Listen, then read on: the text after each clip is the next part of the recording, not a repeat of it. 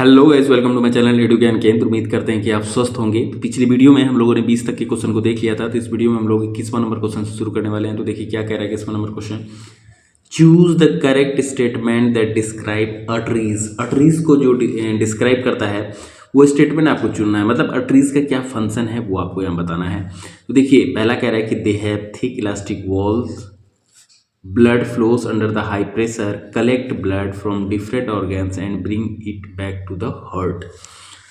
They have thin walls with valves inside. Blood flows under low pressure and carry blood away from the heart to various organs of the body. They have thick elastic walls. Blood flows under low pressure, carry blood from the heart to various organs of the body.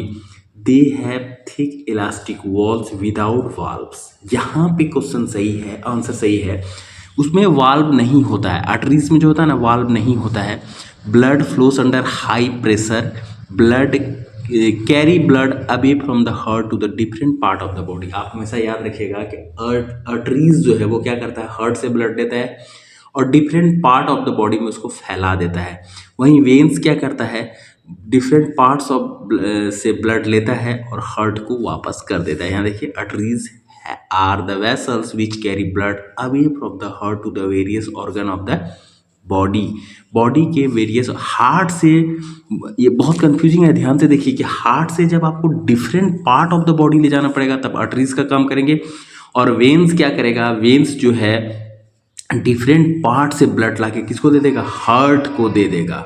ठीक है। देखिए 22वां number क्या कह रहा है कि the filtration unit of kidney. यार ये तो आप जानते ही होंगे, नेफ्रॉन होता है फिल्ट्रेशन यूनिट ऑफ किडनी, जो फिल्ट्रेशन का काम करता है। बहुत बार ये क्वेश्चन आ चुका है, कई बार फंक्शनल यूनिट भी पूछता है। फंक्शनल यूनिट ऑफ किडनी, इस तो आपको नेफ्रॉन मार देना है। 23 नंबर क्या कह रहा है, oxygen liberated during the photosynthesis come from. Photosynthesis जब होता है, प्लांट जब फोटोसिंथेसिस करते हैं उसमें जो ऑक्सीजन रिलीज होता है वो कहाँ से आता है, तो वो वाटर से आता है। हमेशा याद रखिएगा कि वो कहाँ से आता है, वाटर से आता है। ठीक है। CO2 भी है, उसमें भी ऑक्सीजन, लेकिन आ रहा है वाटर। अब देखिए 24 नंबर क्या कह रहा है कि blood leaving the tissue become richer in carbon dioxide. जो टिश्यू को लीव करता है, बाहर जाता है, वो किस में रीच होगा, कार्बन डाइऑक्साइड में रीच होगा। देखिए 25वां नंबर क्या कह रहा है, which of the following is incorrect statement. इसमें से कौन सा इनकरेक्ट है। ऑर्गेनिज्म ग्रो विथ टाइम, सही है। Organism must repair and maintain their structure, ये भी सही है। Movement of molecules does not take place among the cells, ये गलत है। Energy essential for life, energy is essential for life process. Life process के लिए तो एनर्जी एसेंशियल है ही है। तो मेरा आंसर क्या हो जाएगा, सी हो जाएगा, क्योंकि हमको क्या पूछ रहा है, इनकरेक्ट स्टेटमेंट पूछ रहा है। देखिए 26 नंबर क्या कह रहा है कि the internal cellular energy reserves in autotrophs. Autotrophs में जो इंटरनल एनर्जी वो स्टोर करके रखता है, वो किस फॉर्म में रखता है, तो याद रखिएगा स्टार्च के फॉर्म में रखता है। ठीक है। In autotroph the cellular energy reserves in starch. Energy store करके वो जो रखता है किसके फॉर्म में, स्टार्च के फॉर्म में रखता है।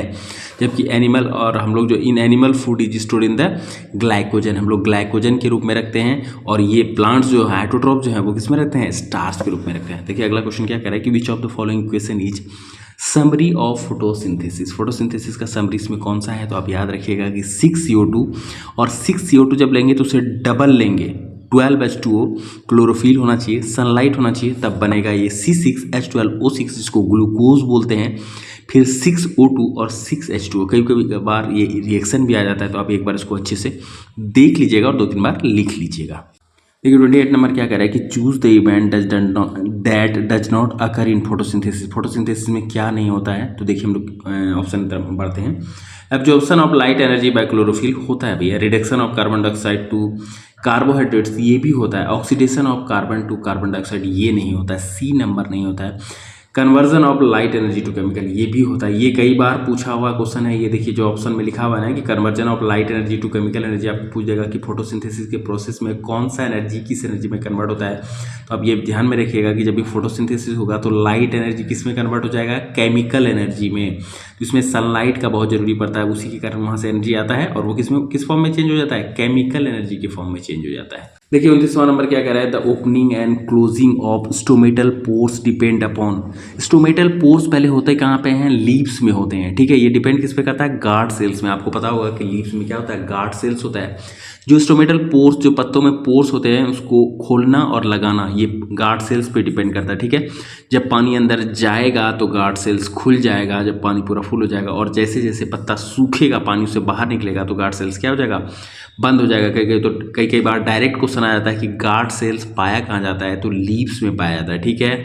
तो स्टोमेटल का पोर्स जो खुलेगा और बंद होगा, उसको कौन देखेगा, उसको कौन कंट्रोल करेगा, तो उसको कंट्रोल करेगा water in guard cells. Guard cells में जब वाटर आएगा तो कंट्रोल होगा। जब वाटर आएगा, जब पूरा फूल जाएगा पत्ती, तो पोर्स खुल जाएगा, और जब उसे निकल जाएगा तो क्या हो जाएगा, श्रिंक हो जाएगा, सिकुड़ जाएगा, तो बंद हो जाएगा, ठीक है। देखिए 30 और आज का लास्ट सवाल क्या कह रहा है कि choose the form in which most plants absorb nitrogen. Most plant जो नाइट्रोजन लेते हैं, आपको पता होगा कि वो डायरेक्ट फॉर्म में नाइट्रोजन वायुमंडल से नहीं ले सकते हैं, नहीं तो वायुमंडल में क्या है 78% ऑक्सीजन नाइट्रोजन है, वो डायरेक्ट ले लेते। लेकिन प्लांट्स की ये आप कह सकते हैं बदनसीबी है कि वो डायरेक्ट फॉर्म में नाइट्रोजन नहीं ले सकता। वो किस फॉर्म में ले सकता है, नाइट्रेट्स ले सकता है, नाइट्राइट्स ले सकता है, और यूरिया के फॉर्म में ले सकता है। तो मेरा आंसर क्या हो जाएगा, 2 और 3। आपको कभी कभी डायरेक्ट क्वेश्चन आ जाता है कि in which form plants absorb nitrogen, तो आप या तो नाइट्रेट्स देगा, या नाइट्राइट्स देगा, या यूरिया देगा। इन तीनों में जो भी देगा आप क्वेश्चन लगा दीजिएगा। अगर ये तीनों देगा तो बीपीएससी में आप 1 ऑफ दीज भी रहता है, मतलब more than 1 of the above, तो आप वो लगा दीजिएगा। याद रखिएगा नाइट्राइट्स, नाइट्रेट्स और यूरिया, ठीक है। तो ये वीडियो हम लोग यहीं रखेंगे। उम्मीद करते हैं कि आपको वीडियो पसंद आएगा। अगर पसंद आया तो लाइक कीजिए, चैनल पर नए हैं तो भाई के चैनल को सब्सक्राइब जरूर कीजिएगा। मिलते हैं नेक्स्ट वीडियो में, तब तक अपना और अपने परिवार का आप ख्याल रखिए। जय हिंद।